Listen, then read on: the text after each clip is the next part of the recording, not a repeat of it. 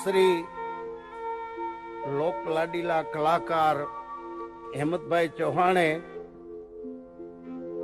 પરમાત્મા કેટલો ભવ્ય છે એનું ભાવ દર્શાવતું જે ભજન આપણી આગળ રજૂ કર્યું કે પરમાત્મા કેટલો ભવ્ય છે, લખતા તો લંબા ગણા.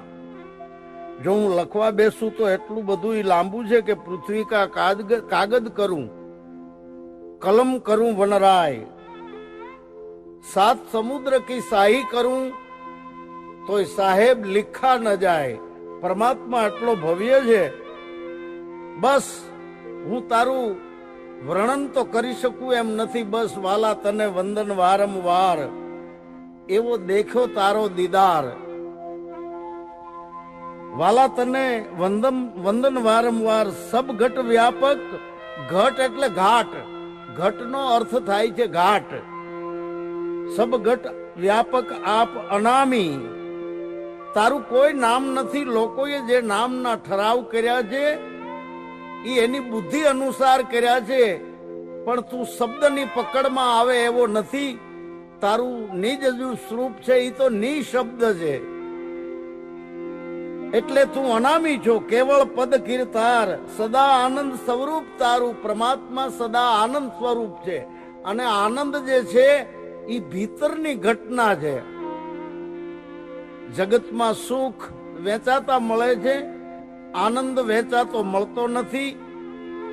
આનંદ તો જ્યારે આપણા ભીતરના તમામ આવરણો દૂર થઈ જાય, જેમ પૃથ્વીના તમામ આવરણો કુવા ગાળવા વાળા ધૂળનો થર ખોદીને કાઢે, ગોરમટાનો થર ખોદીને કાઢે, કાળા પથ્થરનો થર તોડીને કાઢે, થર પછી થર તોડતા તોડતા માનવી ઊંડે ઉતરે છે, એટલે એને જળનો ભંડાર હાથ આવી જાય છે. એમ માનવી જ્યારે તમામ અંધશ્રદ્ધાના આવરણો, અજ્ઞાનતાના આવરણો, નાત જાતના આવરણો, ધર્મ સંપ્રદાયના આવરણો, માન બડાઈના આવરણો એક પછી એક આવરણ તોડતો જાય ને ઊંડે ઉતરે છે, એટલે એને આનંદનો ભંડાર મળી જાય છે. ઓલા કુવાનું પાણી તો કદાચ આવીને હરવાણી હરી જાવી હોય તો હરી પણ જાય. આનંદ થઈ ગયા પછી મટતો નથી, કારણ કે એનું નામ જ અખંડ આનંદ છે. પછી એ આનંદ ખંડિત થતો નથી. એટલે સંતોએ કીધું છે, અનુભવીને એટલું કેવું કે આનંદમાં રહેવું, પૂજવા પરિબ્રહ્મને, એને બીજું કાંઈ ન કેવું. કારણ કે મારી હેલી રે આનંદ ઈ જ બ્રહ્મ કા રૂપ હે. આનંદ છે એ બ્રહ્મનું સ્વરૂપ છે. દરેક વસ્તુને સિક્કાની બે બાજુ છે, આનંદને બીજી બાજુ નથી. સુખ દુઃખ એક સિક્કાની બે બાજુ, હરખ શોક એક સિક્કાની બે બાજુ, નીતિ અનીતિ એક સિક્કાની બે બાજુ, ધર્મ અધર્મ એક સિક્કાની બે બાજુ. ત્યારે આનંદની બીજી બાજુ જ નથી. મારી હેલી રે આનંદ બ્રહ્મ કા રૂપ હે. એટલે સબગટ વ્યાપક આપ અનામી, કેવળ પદ કીર્તાર, સદા આનંદ સ્વરૂપ તારું અનહદ અપરંપાર. જેની હદ બાંધી શકાય નહીં, એટલે તારું અનહદ સ્વરૂપ છે, જેનો પાર ના આવે, એટલે તું અપાર છો. વાજિંત્ર સર્વમાં વાગી રહ્યો, રાગ સંગીતમાં રણુકાર. તું કેટલો ભવ્ય છો. વાજિંત્રોના શરીર જુદા છે, પણ એની અંદર જે અવાજ છે, વાજેન્તરમાં વધુ ઉતાવળો, ભૂંગળમાં ભણકારો, ઢોલ નગારામાં ધે ધે વાગે, પડગમમાં પડકારો. સર્વ વાજિંત્રમાં તું વ્યાપી રહ્યો છો. દાસી જીવન તો કહે છે કે સ્થાવર જંગમ જળચર ભર્યો. બ્રહ્માનંદ કહે છે જગ મેં જગા ન કોઈ, કે ઈશ્વર જહાં ન હોય. અખો કે છે નાના મોટા હરિના ઘાટ, અખા કોઈ સૂક્ષ્મ કોઈ વૈરાટ. પેરે પેરે મેં જોયું મથી, હરિ વિનાનું કોઈ પદાર્થ નથી. આવા રંગના ઢગ તારા ત્રિલોકમાં, ઠાલો નહીં કોઈ ઠામ. ઈ જાણી અખો લવતો રહ્યો, જ્યાં જોઉં ત્યાં એક જ રામ. તું એવો ભવ્ય છો, હું જેને જેને જોઉં છું તને જોઉં છું. જેને જેને સાંભળું છું તને જ સાંભળું છું, હું જેને જેને અડું છું તને જ અડું છું, માટે હરિમાં હાલું, હરિમાં ચાલું.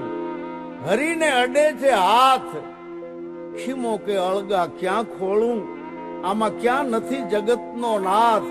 મારો આઠેય પોર તારી સાથે જ વ્યવહાર થઈ રહ્યો છે, પણ કબીર કે ખૂબીની વાત ઈ છે, માનવીનો તમામ વ્યવહાર પરમાત્માની સાથે થઈ રહ્યો છે, મગર માનવી પરમાત્માને જાણતો નથી.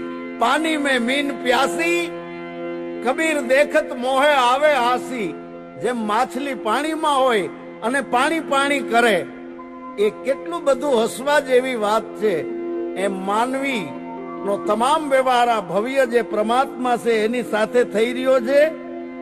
સર્વે રસમાં સબર ભર્યો, ઈ જાણે કોઈ જાણનહાર. વાલા તને વંદન વારંવાર, ઝાડ પાન ફળ અને ફૂલમાં, સ્વાદ સુગંધમાં સરદાર. અનંત રસમાં એક જ રૂપે, જ્યાં દેખું ત્યાં તારો દીદાર. વાલા તને વંદન વારંવાર. પાવર એક છે ને એની કાર્ય પદ્ધતિ જુદી છે. જેમ ઇલેક્ટ્રિક નો પાવર ક્યાંય ટેપિંગ કરે છે, ક્યાંય રેડિયો વગાડે છે, ક્યાંય ટીવી બતાડે છે, ક્યાંય લાઉડ સ્પીકરમાં અવાજ મોટો કરીને સંભળાવે છે, ક્યાંય મોટા મોટા કારખાના ચલાવે છે, ક્યાંય બત્તીમાં પ્રકાશ આપે છે, કપડા ઉપર ઇસ્ત્રી કરે છે અને દાણા દળીને લોટ બનાવે છે, કુવામાંથી તળિયેથી પાણી ઉપર લાવે છે, પંખો ફેરવે છે. પાવર એક છે, એની કાર્ય પદ્ધતિ જુદી છે. પણ હા, મજાની વાત ઈ છે કે પંખામાં પાવર છે પણ પાવરમાં પંખો નથી. લાઉડ સ્પીકરમાં પાવર છે પણ પાવરમાં લાઉડ સ્પીકર નથી. મિલમાં પાવર છે પણ મિલમાં પાવર નથી. એમ સચરાચરમાં ઈ પરમાત્મા વ્યાપક છે, બધાયમાં ઈ પરમાત્મા છે, પણ બધું ઈ પરમાત્મામાં નથી. એટલે એને અસંગ કીધો છે, એટલે એને ભવ્ય કીધો છે. અક્ષરે અક્ષરે એક જ કેવળ, અક્ષરે અક્ષરમાં એક જ કેવળ નામ છે કીર્તાર. સર્વે અક્ષરમાં સાઈ રૂપે દેખો તારો દીદાર. એક જ સાઈ ને આધારે તમામ અક્ષરો છે.